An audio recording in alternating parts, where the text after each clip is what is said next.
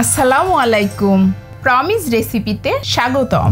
আজকে আমি আপনাদের সাথে শেয়ার করব ভিন্ন ধরনের একটা সেমাইয়ের রেসিপি। আজকে করে দেখাবো নবাবী সেমাই। এই সেমাইটা খেতে অসম্ভব মজা হয়ে থাকে। একবার খেলে এর স্বাদ আপনার মুখে লেগে থাকবে। ঈদে এই সেমাই ডাইনিং টেবিলের শোভা বাড়াবে এবং প্রিয়জনের মুখে হাসি ফোটাবে।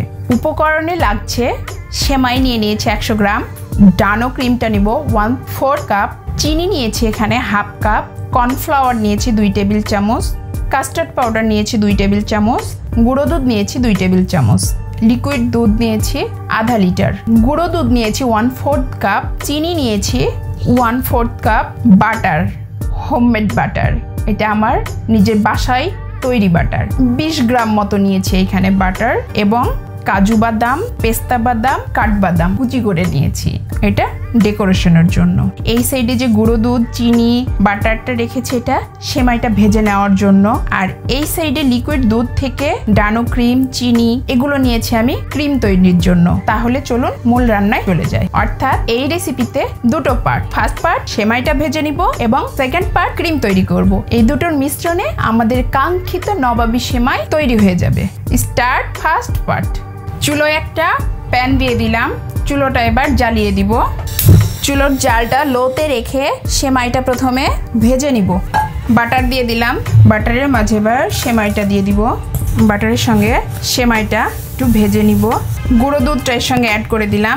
গুঁড়ো দুধটা যখন মিশে যাবে এর মাঝে চিনিটা দিয়ে দিব। যখন চিনি গুঁড়ো দুধ মিশে যাবে এবং সেমাইটাও ভাজা হয়ে যাবে তখন সেমাইটা আমি নামিয়ে নিব। সামান্য কিছু সেমাই রেখে দিয়েছি, এটাতে একটু আমি ফুড কালার মিশিয়ে নিব জাস্ট দেখা সৌন্দর্যের জন্য। আমি এখানে ইয়েলো ফুড কালারটা মিশিয়ে নিচ্ছি, আপনারা চাইলে এটা স্কিপ করতে পারেন। কালারটা ভালোভাবে মেশানোর পরে আমি এই সেমাইটাও নামিয়ে নিব। অনেক সুন্দরভাবে কালারটা মিশে গিয়েছে, আমি এটা নামিয়ে ফেলছি।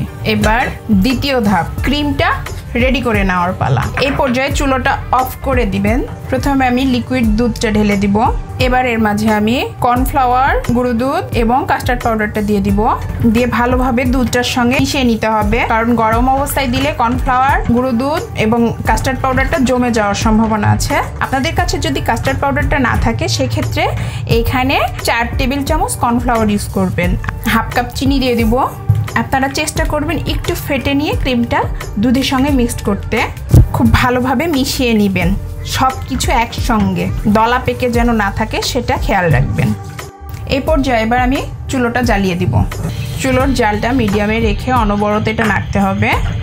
আমি সেমাইটা নিয়ে এখানে চেপে চেপে কাজটা করছি, তারা দেখে বুঝে নেন। তারা যে বাটিতে সেমাইটা সার্ভ করবেন সেই বাটিতে নিয়ে সুন্দরভাবে সেমাইটা দেওয়ার পর একটু চেপে চেপে দিবেন।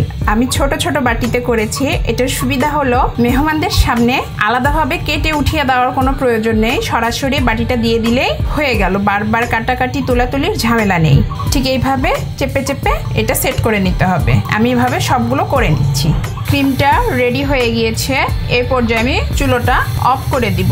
দিয়ে ক্রিমটা ঠিক এইরকম পর্যায়ে থাকবে, কারণ এটা ঠান্ডা হলে আরেকটু জমে যাবে। এইবার একটা চামচের সাহায্যে ক্রিমটা আমি উঠিয়ে সেমাইয়ের বাটিতে দিব।